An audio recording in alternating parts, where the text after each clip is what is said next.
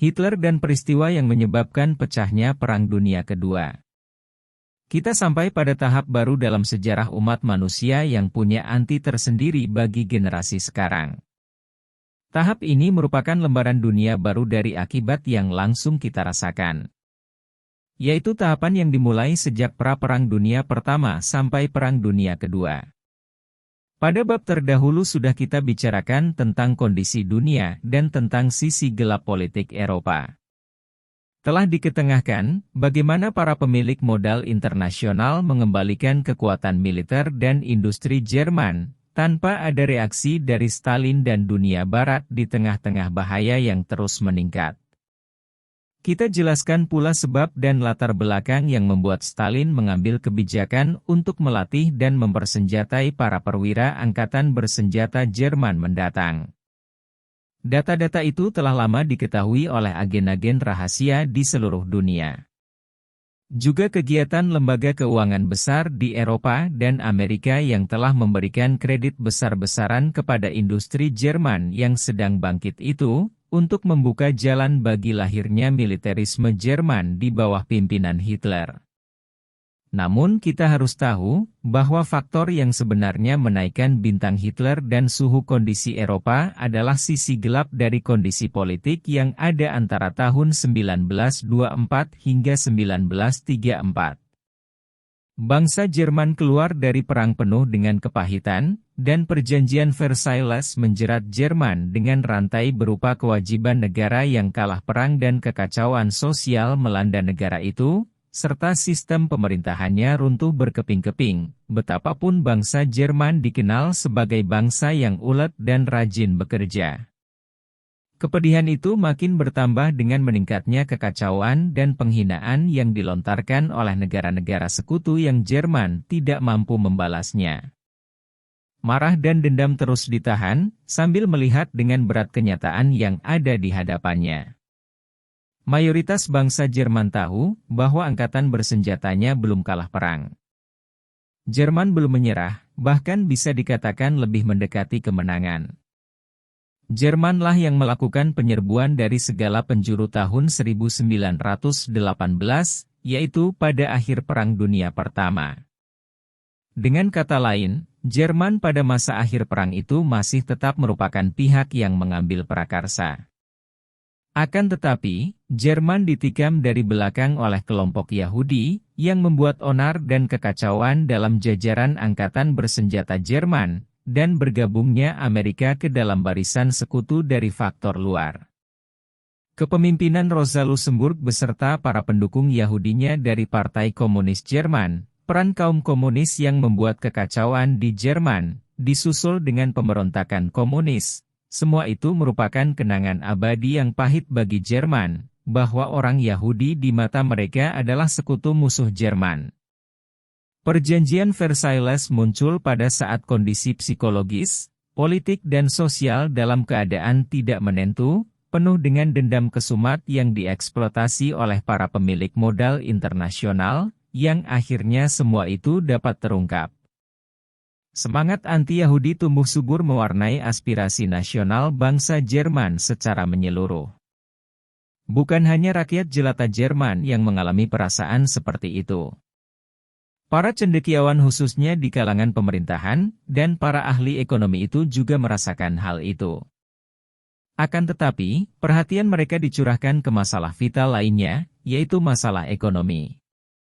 Mereka menyadari adanya jurang yang membuat Jerman terperosok ke dalamnya, setelah para pemilik modal internasional menguasai perekonomian negara itu, sehingga Jerman secara ekonomi menggantungkan diri kepada kredit luar negeri, yang ada hubungannya secara langsung dengan lembaga keuangan internasional lewat ban negara-negara besar. Para cendekiawan dan politisi Jerman bukan tidak tahu adanya bahaya hutang piutang semacam itu yang mencekik leher, ibarat tangan ikan gurita yang melilit mangsanya sedikit demi sedikit yang akhirnya bisa mematikan itu. Bunga kredit itu, dan bunga dari bunganya senantiasa bertambah terus-menerus, yang akhirnya berkembang menjadi berlipat ganda dari kredit semula. Untuk membayar kredit itu pemerintah terpaksa menaikkan pajak yang dikenakan pada rakyatnya dari hasil pertanian, industri, perdagangan dan income nasional. Dengan kata lain, arti kredit itu tidak lain adalah perbudakan nasional bagi seluruh rakyat. Melihat kenyataan seperti itu, para cendekiawan dan politisi Jerman menyadari bahaya cekikan perekonomian negara. Mereka segera mengadakan kesepakatan untuk mencari jalan keluar yang bisa menyelamatkan Jerman dari ancaman bahaya di atas. Dengan demikian, iklim pembebasan krisis ekonomi telah lahir untuk menyambut setiap langkah yang bisa menyelamatkan Jerman bersama rakyatnya. Muncullah Hitler dengan nazismenya yang menyerukan kebangkitan Jerman dalam segala aspek kehidupan termasuk membebaskan diri dari ikatan pihak asing, dan mencetak mata uang sendiri, tanpa bergantung pada kredit. Ia segera mendapat dukungan penuh dari bangsa Jerman. Langkah pertama yang dilakukan adalah mengatur income nasional, sumber daya alam Jerman, industri, pertanian dan kekayaan alam untuk kepentingan bangsa, demi terwujudnya self-reliance atau berdikari. Langkah ini pada dasarnya merupakan ungkapan nyata yang mewakili aspirasi bangsa Jerman dan tuntutan mereka. Oleh sebab itu, sambutan mereka ibarat api yang menyambut bensin. Nazisme naik pada tingkat kekuatan politik paling atas yang terorganisir dengan baik. Pendukungnya terdiri dari unsur pemuda, para tokoh intelektual dan para politisi, yang secara serentak menghendaki Jerman muncul kembali sebagai kekuatan dunia yang harus diperhitungkan. Kehadiran Adolf Hitler di atas pentas percaturan politik Jerman merupakan tokoh penuh dinamika, yang mampu merebut simpati segenap lapisan masyarakat Jerman. Ditambah dengan keberhasilan Mussolini dan fasismenya di Italia yang terus berjaya menunjukkan kekuatannya, dan munculnya beberapa tokoh diktator di Eropa merupakan faktor yang mendorong Hitler dan nazismenya bangkit dan menguasai Eropa. Melihat perkembangan di Jerman, para pemilik modal internasional mengatur siasat setan. Meskipun sasaran Hitler ditujukan kepada orang Yahudi, namun para pemilik modal internasional justru mendorong seruan nasionalisme ekstrim Nazi dan pembangunan ekonomi yang digalakan oleh Hitler. Dan lagi, setelah Hitler naik daun, para pemilik modal internasional bersedia menarik beban kredit yang memberatkan Jerman, dan merelakan hutang pampasan perang yang ditolak oleh Hitler. Bahkan mereka memberikan pinjaman lunak kepada Hitler untuk proyek industri dan perdagangan Jerman. Mereka kemudian mendesak Stalin dan dunia Barat untuk tutup mulut atas kebangkitan militer Jerman secara besar-besaran dari waktu ke waktu. Dalam masalah ini, banyak pengamat sejarah dunia belum menemukan jawaban, mengapa Stalin dan dunia Barat tinggal diam di hadapan Führer Adolf Hitler, yang pada awal perjalanannya masih sangat lemah, yang bisa dihancurkan cukup hanya dengan kekuatan militer Perancis atau Inggris sendiri. Kegelapan politik saat itu, kenapa para analis, para sejarawan dan para penulis tidak mempersoalkan perjalanan sejarah, yang membuat Eropa tidak mengambil tindakan terhadap langkah agresif Hitler, mulai dari pembatalan perjanjian Versailles, penolakan untuk membayar pampasan perang, membangun kembali militer Jerman, pendudukan atas wilayah Ruhr untuk dijadikan kawasan industri persenjataan Jerman, pendudukan Swedia, penyerbuan terhadap Cekoslovakia, aneksasi Austria ke dalam wilayah Jerman, dan seterusnya. Keberanian Hitler telah menaikkan namanya dan nazisme, baik di dalam maupun di luar Jerman. Hitler telah keluar sebagai kekuatan yang membuat bulu Roma negara-negara besar berdiri.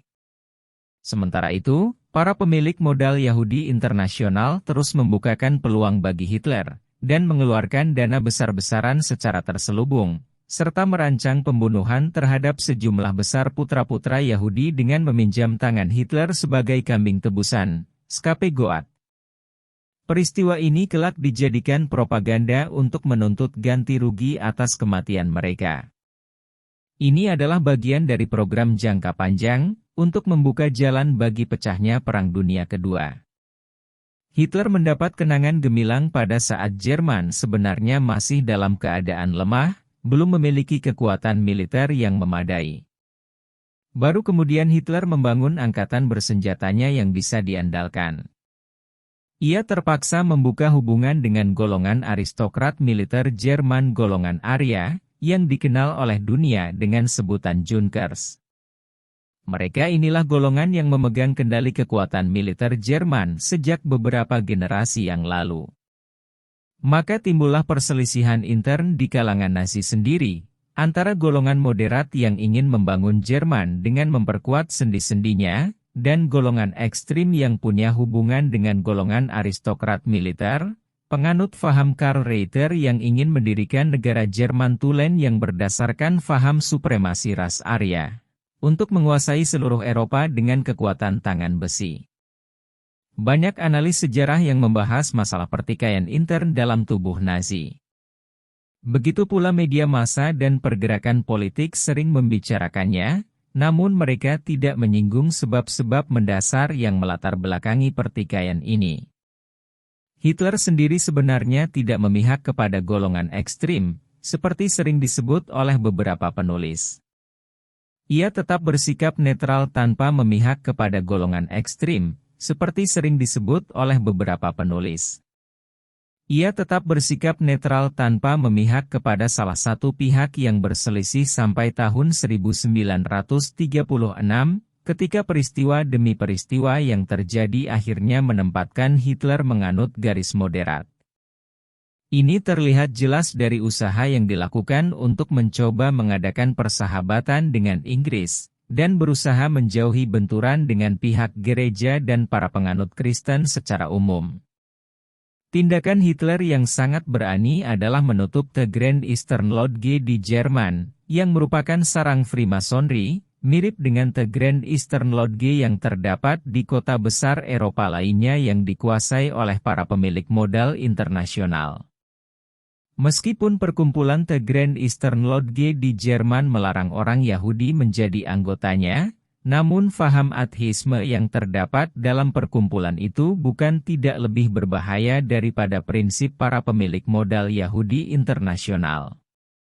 Nazisme merupakan salah satu bentuk ateisme yang mentuhankan negara Jerman. Seluruh dunia harus tunduk kepada Jerman dengan kekuatan, dan membangun kebudayaan supremasi ras Arya Jerman. Di tengah-tengah perselisihan antar kelompok dalam Nazi, pribadi Hitler bagi kelompok moderat merupakan sosok pimpinan baru dan bapak pembangunan Jerman.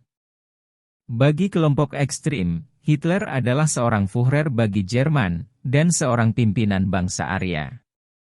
Sedang Hitler sendiri berusaha menjauhkan diri dari pelukan golongan aristokrat militer Aryan, yang bagi Hitler sendiri tidak dibutuhkan, karena ia mampu membangun militer Jerman tanpa harus minta bantuan mereka. Hitler yakin bahwa satu-satunya jalan untuk mewujudkan perdamaian dan memberikan pukulan mematikan kepada para pemilik modal Yahudi internasional itu adalah mengadakan persekutuan dengan negara superpower di Eropa pada saat itu, yaitu Inggris. Maka, arah politik Hitler ditujukan kepada persekutuan sejenis itu. Antara tahun 1933 hingga 1936 Hitler selalu berusaha mengadakan hubungan dengan Inggris, agar bisa membentuk persekutuan bersama. Lah mempunyai tekad seperti itu sejak masih dalam bukunya yang diberi judul Perjuanganku. Katanya, seandainya aku diminta untuk membela kerajaan Inggris dengan kekuatan, pastilah permintaan itu akan kukabulkan dengan senang hati. Hitler kurang jeli, bahwa usaha untuk mencapai keinginan seperti itu terhalang oleh dua kendala besar, yaitu 1. Para pemilik modal internasional tahu, bahwa dukungan bagi kebangkitan dan militerisasi Jerman yang digalakan oleh Hitler akan membuka jalan bagi pecahnya perang yang mereka rancang sebelumnya. Di lain pihak, Hitler punya beberapa sasaran utama yang akan dituju dalam persekutuannya dengan Inggris. Di antaranya mengenyahkan orang-orang Yahudi sampai ke akar-akarnya. 2. Golongan aristokrat militer Aryan di Jerman, yang dari para sejarawan mendapat julukan, para pialang perang Nazi, tidak mau berkompromi, kecuali demi kekuasaan Jerman atas seluruh Eropa, dan membangun kebudayaan yang berpijak pada supremasi bangsa Arya Jerman. Dengan demikian, kedua kekuatan itu telah sepakat dalam satu hal, yaitu mencegah Hitler untuk mengadakan perjanjian persekutuan dengan Inggris, dan mencegah Jerman dari setiap upaya untuk tidak terlibat dalam perang yang akan datang. Oleh karena itu, usaha Hitler untuk mengadakan hubungan dengan Inggris berkali-kali mengalami kegagalan. Pihak golongan Nazi ekstrim menjadi jengkel melihat Hitler selalu berusaha berjalan melawan arus yang ditempuh oleh golongan aristokrat militer Jerman. Akhirnya sebuah persekongkolan berusaha untuk membunuh Hitler, tetapi gagal. Usaha pembunuhan kedua terjadi tahun 1936, karena Hitler berusaha lagi mengadakan perjanjian persekutuan dengan Inggris. Tujuannya untuk menghadapi kekuatan para pemilik modal Yahudi internasional, bahaya komunisme di Eropa dan untuk menghindari perang yang sudah terasa segera akan pecah. Usaha Hitler untuk mengadakan perjanjian persahabatan dengan Inggris yang terakhir dilakukan bulan Januari 1936 di Berlin, ibu kota Jerman. Inggris diwakili oleh Lord Lowen, sedang Jerman oleh Hitler sendiri dan tangan kanannya Goering dan Menteri Luar Negerinya von Reintrop. Kita perlu mengetahui masalah ini lebih luas, karena ini merupakan titik perubahan sikap Hitler yang menyentuh perkembangan kondisi Jerman secara keseluruhan. Untuk itu, kita perlu menelaah buku karya Lord Lowen yang diberi judul Kita dan Jerman, We Are and Germany, dan menengok kembali artikel yang dimuat oleh harian The Evening Standard berbahasa Inggris edisi 23 April 1936. Hitler membeberkan kepada Lord Lowen tentang sikap Jerman terhadap masalah internasional yang dihadapi oleh dunia, khususnya tentang bahaya komunisme dan bahaya organisasi para pemilik kapital besar. Hitler menjelaskan sebab-sebab yang melatar belakangi sikap kerasnya terhadap kelompok Yahudi internasional, dan keprihatinan Jerman atas penyusupan organisasi Zionisme yang masuk ke Eropa dan Amerika Serikat. Hitler berpendapat bahwa untuk menghindari bahaya itu harus lebih dulu menyingkirkan kelompok pemilik modal Yahudi internasional sampai ke akar-akarnya, dengan mengingatkan kembali apa yang diucapkan oleh Disraeli, Perdana Menteri Inggris kenamaan berdarah Yahudi akhir abad ke-19 dalam catatan diarinya, sesungguhnya yang memerintah dunia adalah segelintir orang yang jauh berbeda dari apa yang dibayangkan oleh orang yang tidak mengerti apa yang sebenarnya terjadi di balik layar. Reintrop menandaskan kata-kata Hitler. Lord Lowen kemudian menyebutkan laporan Komite Kerajaan Inggris yang diberi tugas menyelidiki skandal percukaian Kanada di bawah pimpinan Emer Stephens pada tahun 1927 hingga 1928. Von Reintrop sendiri saat itu berada di Kanada. Dalam laporan itu dijelaskan bahwa sindikat penyelundupan yang punya hubungan dengan para pemilik modal Yahudi internasional bisa mengeruk uang setiap tahunnya lebih dari 100 juta dolar Amerika. Jumlah itu sangat besar waktu itu, yang diperoleh lewat sogokan, pemerasan dan sebagainya, sehingga timbul goncangan kehidupan sosial dan politik di Kanada. Untuk memperkuat laporan pemerintah Inggris itu, Von Reintrop menambahkan bahwa kebobrokan seperti itu lebih dulu harus disingkirkan sumbernya, yaitu kelompok pemilik modal internasional. Pembicaraan itu berakhir setelah Von Reintrop dan Goering memaparkan pemikiran dan pandangan Profesor Karl Reiter dan para ideolog Nazi kepada Lord Lowen. Hitler menutup pertemuan itu dengan meminta agar Menteri Inggris itu menyampaikan kepada pemerintahnya tentang sikap dan pandangan Hitler, dan menawarkan untuk mempertimbangkan kemungkinan terbentuknya persekutuan bersama antara Jerman dan Inggris. Setelah tiba di Inggris, Lord Lowen menyampaikan gagasan dan pandangan Hitler kepada pemerintah Inggris, tetapi ditolak mentah-mentah. Lord Lowen diberi tugas kembali untuk menjelaskan penolakan tersebut.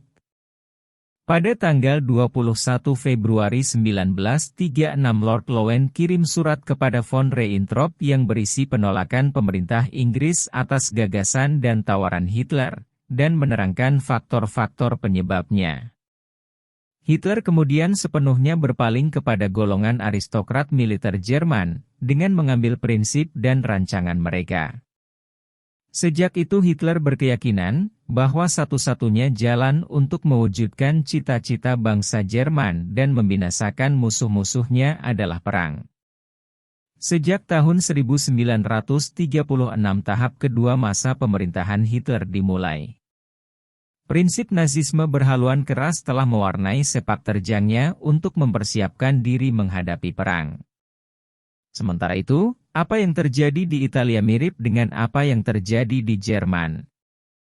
Akibatnya yang wajar, Hitler tertarik untuk mendekati Mussolini, yang akhirnya keduanya membentuk poros Berlin-Roma. Spanyol merupakan medan percobaan bagi kekuatan yang bertikai di Eropa, yaitu Hitler dan Mussolini berpihak kepada kaum nasionalis. Perang saudara tersebut berakhir pada bulan Juli 1936 dengan kemenangan di pihak Jenderal Franco kemudian tampil sebagai pemimpin baru di Spanyol. Pertikaian antara Nazisme dan Kristen. Kaum nasionalis di Spanyol yang didukung oleh Hitler dan golongan Kristen tidak bisa mengelakkan permusuhan antara Hitler dan Gereja Katolik, sejak Hitler memihak dan bergandengan tangan dengan golongan aristokrasi militer Jerman. Kasta ini berpegang pada faham ateisme dalam sepak terjangnya, yaitu menjadikan negara Jerman dan prinsip supremasi ras Arya sebagai Tuhan. Para tokoh Protestan bergabung dengan Gereja Katolik untuk menghadapi langkah-langkah Hitler. Gabungan ini terjadi karena terpanggil untuk menentang faham ateisme yang dijadikan pegangan oleh golongan Nazi ekstrim itu. Pertentangan antara Hitler dan gereja makin tampak jelas menjelang akhir tahun 1936, dan mencapai puncaknya ketika Paus Pius XI menulis surat kepausannya kepada gereja di seluruh dunia tanggal 14 Maret 1937. Isinya, Sri Paus menyerang Nazisme secara terbuka, khususnya sehubungan dengan prinsip ketuhanan nasional bagi suatu bangsa dengan menjelaskan bahwa Allah adalah Tuhan bagi semesta alam, bukan hanya bagi makhluk atau ras tertentu. Tanggal 19 Agustus 1938 para tokoh gereja Protestan Jerman mengedarkan surat berisi kecaman keras terhadap prinsip ateisme yang dianut oleh Nazi. Disebutkan tentang sikap para tokoh Nazi di Jerman terhadap agama Kristen secara terbuka, disertai dengan pernyataan Führer tentang nasionalisme Aryan Jerman yang dituhankan itu. Gereja Protestan bersama Katolik mengambil sikap melawan dan menentang Hitler dan Nazismenya. Berikut ini adalah cuplikan isi surat tersebut. Tujuan para tokoh Nazi bukan saja menghancurkan gereja Katolik atau gereja Protestan, melainkan juga ingin menghancurkan ajaran Kristen yang berlandaskan Tuhan semesta alam, untuk diganti secara praktis dengan Tuhan ras Jerman. Apakah yang dimaksud dengan Tuhan ras Jerman itu? Apakah ada bedanya dari Tuhan bangsa lain? Kalau demikian, setiap bangsa punya Tuhan sendiri, yang berarti tidak ada Tuhan sama sekali. Para tokoh Nazi menanggapi sikap gereja itu dengan sikap keras. Suhu politik di Jerman hampir mirip dengan situasi perang sipil yang disebabkan oleh pertikaian kepercayaan agama. Untuk menghadapi perkembangan situasi dalam negeri, Hitler mengeluarkan undang-undang tegas dengan sanksi hukuman yang berat bagi setiap ancaman terhadap kekuasaan politik mutlak negara Nazi. Sejak itu situasi tegang yang terjadi di Jerman tampak mereda. Akan tetapi, pertengkaran mendasar antara Nazi dan gereja tetap tidak bisa berkurang. Perkembangan situasi di Italia tidak jauh berbeda secara umum dari situasi di Jerman.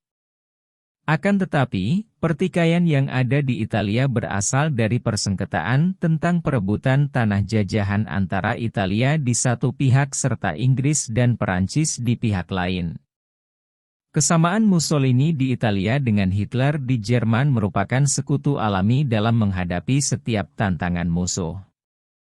Persekutuan poros Nazi-fasisme terungkap dengan jelas ketika Italia dan Jerman terlibat dalam perang saudara di Spanyol, yang keduanya memihak Jenderal Franco, yang akhirnya Franco lah yang menang. Demikianlah awal wajah poros Berlin-Roma.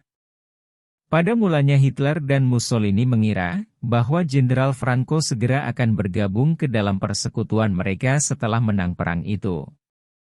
Namun pandangan politik Franco yang lebih banyak dipengaruhi oleh keyakinan ajaran agama Kristen yang dianutnya, telah menjadi penghalang untuk bergabung bersama. Franco tetap bersikap seperti ini, meskipun berkali-kali mendapat tekanan dari Hitler dan Mussolini. Dengan demikian, kepercayaan yang dipegang teguh telah menjauhkan negerinya dari kancah perang yang menghancurkan. Kemudian poros Berlin-Roma mengalihkan perhatiannya ke timur jauh. Di sini mereka mendapatkan sekutu ketika tanpa kesulitan, karena perang ekonomi yang telah mencapai puncaknya antara Jepang dan dunia Barat. Barang-barang produksi Jepang sudah dikenal oleh seluruh dunia dengan ragam dan modelnya serta harganya yang murah. Hal ini merupakan ancaman bagi barang-barang produksi Eropa. Pihak Barat mengumumkan perang terhadap perdagangan dan industri Jepang yang akan menghancurkan perekonomiannya. Maka wajarlah kalau Jepang mencari kawan yang bisa dijadikan sekutu, dan menyambut baik pendekatan yang dilakukan oleh poros Berlin-Roma, yang juga memusuhi dunia Barat. Dengan demikian, terbentuklah poros Berlin-Roma-Tokyo. Terbukalah sekarang jalan bagi program para pemilik modal Yahudi internasional. Mereka mengantar dunia menuju perang yang tidak bisa dihindarkan lagi. Mereka segera bersiap-siap untuk menyambut kedatangan perang itu. Tokoh yang dipersiapkan untuk memimpin perang dari Inggris adalah Winston Churchill. Dari Amerika tampil Franklin Roosevelt, yang punya hubungan dekat dengan Baruch, seorang kapitalis kelas dunia. Lebih berbahaya lagi, karena ia adalah salah seorang tokoh yang menggerakkan organisasi Zionisme Internasional dan Kongres Yahudi Internasional selama hampir setengah abad. Selama hidupnya ia melakukan pengkhianatan terhadap bangsa Amerika Serikat. Hubungan gelapnya dengan Churchill bukan merupakan rahasia lagi. Keduanya sering mengadakan pertemuan dan kunjungan secara teratur sejak beberapa tahun lamanya. Dan yang paling menonjol adalah kunjungan Churchill kepada Baruch pada tahun 1954, ketika Churchill menyampaikan terus terang hubungannya dengan organisasi Zionisme, yang telah terjalin sejak lama. Namun ini tidak berarti bahwa para pemilik modal Yahudi internasional menemukan jalan mulus untuk mencapai cita-citanya di Inggris, meskipun Churchill telah membantu proyek yang dicanangkan. Di Inggris sendiri terdapat benturan keras dengan sebuah tantangan terorganisasi yang digerakkan oleh kalangan intelektual kelas atas. Kalangan ini telah lama menyadari bahaya yang mengancam Inggris yang datang dari Kongres Yahudi dan para pemilik modal Yahudi internasional. Orang yang mengingatkan kalangan intelektual tentang bahaya yang mengancam Inggris dari balik layar adalah seorang wartawan bernama Victor Marsedan, yang bertugas di Rusia untuk harian The Morning Post berbahasa Inggris yang terbit di London. Telah menyaksikan berbagai peristiwa yang terjadi di Rusia ketika itu. Ia juga mendapatkan satu eksemplar buku yang ditulis oleh Sergei Nilos berjudul Bahaya Yahudi, yang terbit tahun 1905. Dalam buku itu Profesor Nilos memuat dokumen rahasia yang ia peroleh dari seorang wanita kaya di Paris yang berhasil mencuri dari kekasihnya, seorang kapitalis Yahudi terkemuka pada saat itu, yang baru saja kembali dari pertemuan rahasia yang diadakan oleh para tokoh The Grand Eastern Lodge Perancis. Setelah mengkaji dan menganalisa buku Profesor Nilos itu, Victor Marsedan segera berniat mengingatkan bangsanya tentang bahaya yang sedang mengancam negerinya. Sebenarnya ia sudah berniat segera kembali ke London, tapi situasi dan peristiwa besar yang terjadi di Rusia memaksa ia untuk menangguhkan kepulangannya hingga tahun 1921. Setelah tiba di Inggris, Marsden segera menerjemahkan buku itu ke dalam bahasa Inggris, dan mengedarkannya dengan judul The Protocols of Learned Elderly of Zion. Marsden menyadari bahwa dengan menerjemahkan dan mengedarkan buku itu berarti meletakkan diri dalam posisi berbahaya. Namun ia tetap tidak mau mundur dari tekadnya. Setelah buku itu beredar, terjadilah goncangan besar di Inggris, yang kemudian menjalar ke seluruh dunia. Para pemilik modal Yahudi segera melangkah mengadakan propaganda besar-besaran dengan melemparkan tuduhan klasik, seperti biasa mereka lakukan, bahwa dokumen yang terdapat dalam buku Nilos itu palsu, yang bertujuan hendak meniupkan gelombang antisemitik. Kami, penulis, menjadikan buku Nilos ini sebagai rujukan utama. Setelah mengadakan kajian dan analisa mendalam selama beberapa tahun, akhirnya kami sampai pada kesimpulan yang meyakinkan, bahwa dokumen Nilos, atau yang dikenal dengan Protocols of Learned Elderly of Zion tidak lain adalah ucapan asli yang disampaikan dalam kongres yang diadakan oleh Amschel Rothschild tahun 1773 di Frankfurt, yang telah kami kutipkan selengkapnya pada bab terdahulu. Perlu kami tambahkan di sini, bahwa kekuatan setan itu sejak lama telah membentuk organisasi yang memiliki jaringan internasional, dengan tujuan menghancurkan masyarakat dunia. Organisasi ini tidak lain adalah faham Zionisme dan komunisme sebagai kedok yang membungkus gurita busuk. Para pemilik modal internasional tidak bisa memukul Marsden secara terbuka. Banyak kawan Marsden justru akan membuka rahasia lebih luas lagi. Marsden tetap bekerja pada harian The Morning Post sampai tahun 1927. Saat itu, golongan yang berpengaruh di Inggris yang menyadari bahaya Yahudi internasional bisa membujuk pemerintah Inggris untuk mengangkat Marsden sebagai orang kepercayaan putra mahkota Inggris, Duke of Wales. Waktu putra mahkota akan mengadakan lawatan panjang keliling wilayah kerajaan Inggris, Marsden diminta untuk mendampingi sang pangeran. Sepulang dari lawatan itu, sang pangeran tidak lagi bergaya hidup mewah dan boros, tapi berubah menjadi orang yang berpandangan jauh. Selama dalam perjalanan, Marsden sengaja menunjukkan semua dokumen dan bukti yang ada padanya tentang seluk-beluk konspirasi internasional, dan peran yang dimainkan oleh para pemilik modal Yahudi internasional dari balik layar. Setelah beberapa saat pulang dari lawatannya berkeliling bersama sang pangeran, Marsden meninggal dunia secara mengejutkan. Ini jelas bukan peristiwa kebetulan. Di sisi lain, setelah kembali dari perjalanannya, sang pangeran mengalihkan pola hidupnya dari hidup pesta pora dan bersenang-senang kepada hidup serius untuk memanfaatkan peluang baik dalam memikirkan politik dan ekonomi. Ia suka membaur dengan berbagai kalangan rakyat. Sang pangeran telah meninggalkan adat kebiasaan turun-temurun yang melarang seorang pangeran campur tangan dalam masalah umum. Ia menentang setiap langkah politik yang telah ia ketahui berasal dari prakarsa para pemilik modal Yahudi. Jelaslah kiranya, pangeran telah masuk ke dalam pertikaian melawan kekuatan terselubung yang sedang memerintah Inggris. Hal ini benar-benar terjadi ketika ia menaiki tahta kerajaan Inggris bulan Mei 1936 dengan gelar Raja Edward VIII.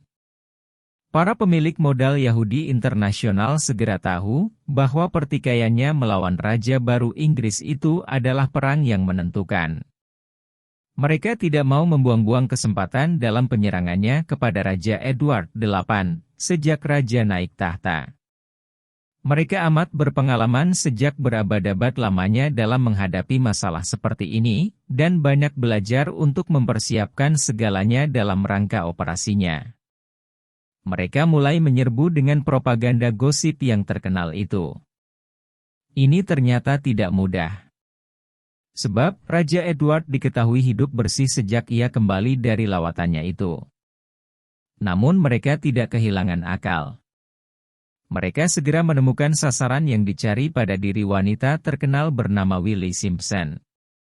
Ia adalah seorang janda jelita berkebangsaan Amerika, yang hendak dikawin oleh Edward. Segeralah mesin propaganda besar-besaran diarahkan kepada masalah ini untuk membentuk opini umum di Inggris menentang wanita itu. Masalah ini menjadi isu paling hangat di Inggris, dan memaksa Edward memilih salah satu alternatif, turun tahta atau kawin dengan Willie Simpson. Edward diperingatkan oleh Perdana Menteri Inggris Mr. Baldwin agar menentukan sikap. Akhirnya Edward memilih turun tahta, dan melanjutkan pernikahannya dengan Willie Simpson.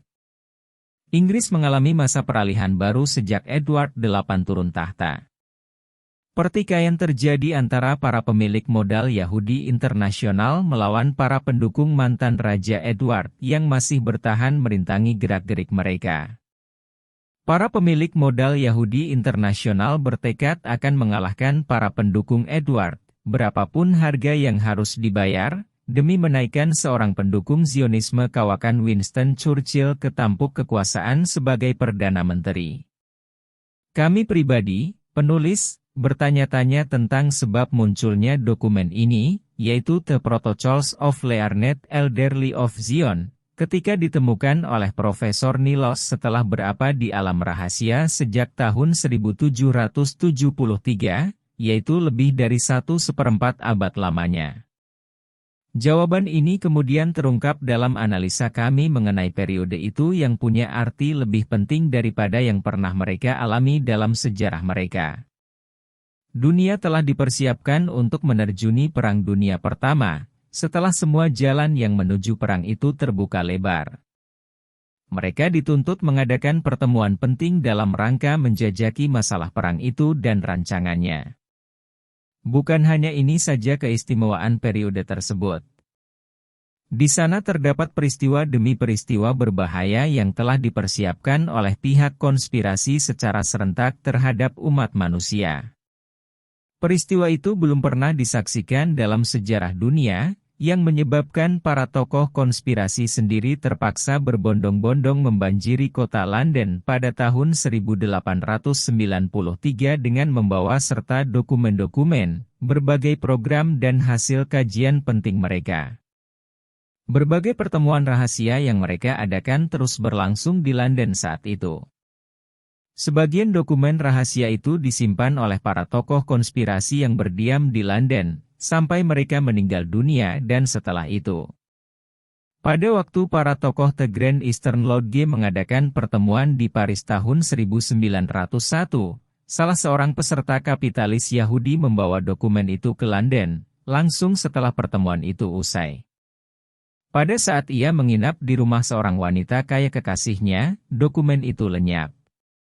Peristiwa yang membuat kekuatan konspirasi terpaksa mengadakan berbagai pertemuan dimulai tahun 1896, ketika terjadi perang Boer yang berkobar di Afrika Selatan.